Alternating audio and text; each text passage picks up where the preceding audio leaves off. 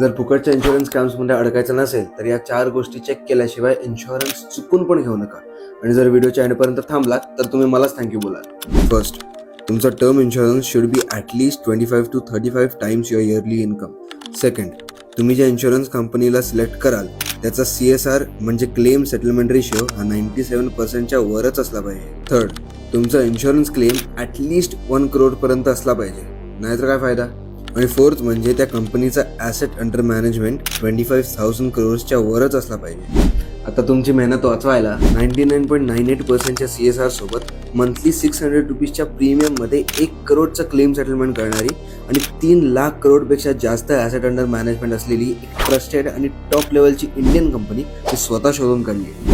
So जर तुम्हाला pocket friendly आणि रिझनेबल प्रीमियममध्ये 1 crore पर्यंतचं क्लेम सेटलमेंट हवं असेल, कमेंट करा इन्शुरन्स आणि लगेच तुमचा DM चेक करा.